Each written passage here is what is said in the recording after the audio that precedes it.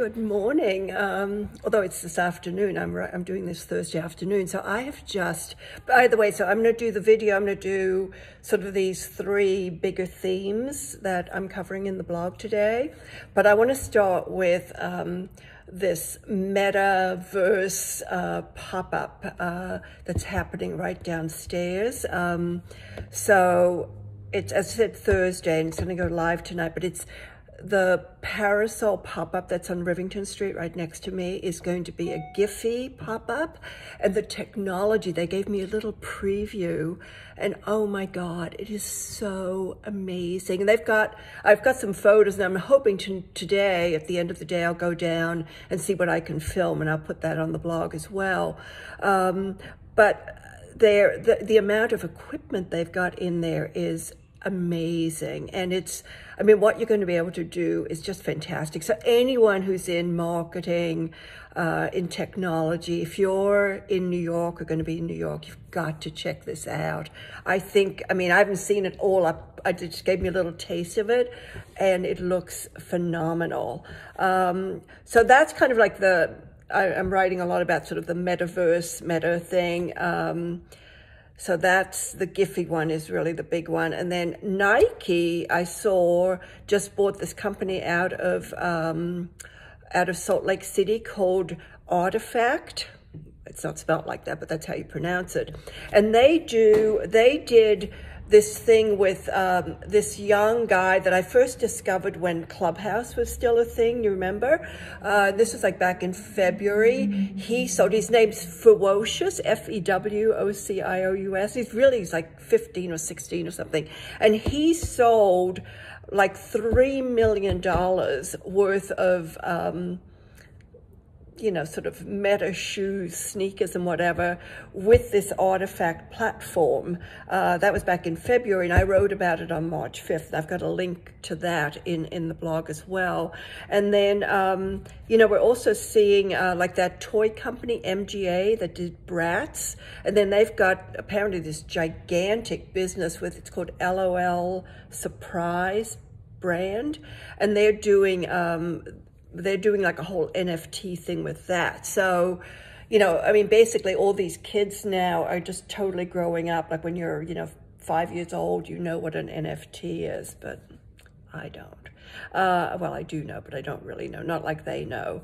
And also part of this meta thing is going to be these immersive art shows like that Van Gogh thing, which I was so underwhelmed by, but apparently it's just, you know, it's just putting museums are just going into meltdown about it. And apparently there was this really interesting story, funny story, where apparently this Van Gogh thing is in Columbus, Ohio now, but all these people showed up at the museum wanting to see it, and they went in and they saw just, you know, like Van Goghs hanging on the wall, and they were so disappointed that it was not this, you know, immersive Van Gogh.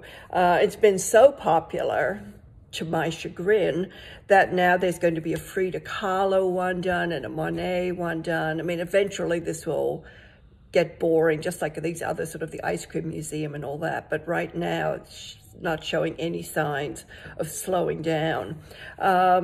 So that's like kind of a big thing. And then the second thing I want to talk about is this passion I now have for Chinatown. I mean, you know, I live really close to Chinatown, and Chinatown was hit so hard for a myriad of reasons, some of which are obvious and some are not that obvious when the pandemic hit. And a lot of restaurants went out of business. But now, like over the last few months, there's just been this, just like a rebirth down there, and the restaurants are being run by like young people, and also there's a real culinary fusion. Like there's a lot of kind of Japanese, Chinese fusion things happening. So I think that's really interesting. And this year, for the first time, I'm going to do Christmas. Well, I'm hoping I'm going to be able to do Christmas Eve at a Chinatown restaurant. They're all booked up, but Jing Fong, which had closed down and just reopened in a new space, and I've gone there a couple of times for takeout, and I really like it. So they told me, and they don't take reservations unless you've got like 20 people. So anyway, they told me if we get there sometime between like 3 and 5, we'll probably get in. So I'm hoping to do that on Christmas Eve.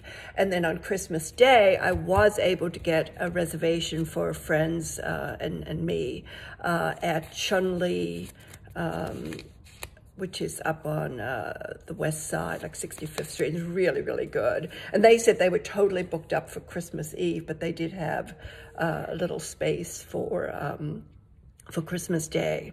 So that's, and then I also found, I've written up in the blog about all the places that I've now discovered that are, some of which are new. And there's this place that makes, I got, today it's Thursday, I got dumplings there.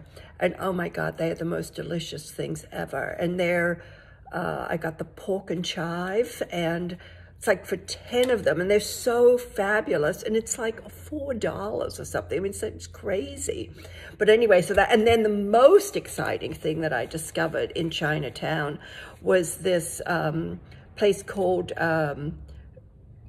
Keki, K-E-K-I, Modern Cakes. And they're really known for doing these, again, Japanese, but they do these, they're called bouncy cheesecakes, which I didn't think were that great. And I actually did a whole review of what I did like there. That's the last thing on the blog.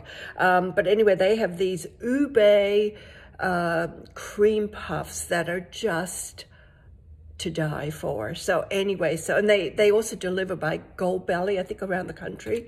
So go check that out. And then the last thing I want to talk about is that, you know, all my travel plans are just like in limbo, quite frankly. Africa, who knows? They say it's still a go at the moment, but they're not asking for money yet, which is not a good sign. But so who knows? And then the Faroe Islands trip I've got planned. I think that'll probably happen. But now I just booked for this trip. It's like an art, cultural, very art-forward trip to Seoul, Korea. And it's done through ARTnews and this organization called like something Travel Abroad. Let me just quickly look and see. It's called Academic Travel Abroad. And so I've done a little research on them because I'm pretty fussy about my travel. I did a little research on them, and they've just signed up to do this Academic Travel Board, to do the trips for the cultural trips for NPR. They do them for the Smithsonian, for the New York Times. So I think, I mean, if this happens, who knows? It's like a week, it's in October. So, I mean, everything just like, I was just like, well, maybe it'll happen, maybe it won't. But anyway, so I do have this new trip, and I'm sort of thinking that this, just from what I've looked at with this Academic Travel Abroad, that they have a wide range of trips, that this might be, if this works out, this could be like my new Nat Geo, because I've kind of gone everywhere that Nat Geo goes that I'm interested in. And they don't do that many art things, so this might be more up my alley. So that's it for today. I am so excited about checking out this Giphy thing tonight. So fingers crossed that it all comes through, and you'll see tomorrow morning. Well, when you get this, you'll see the video of it, and I hope you'll be as excited about it as I am. Ciao, ciao, my loves. Bye.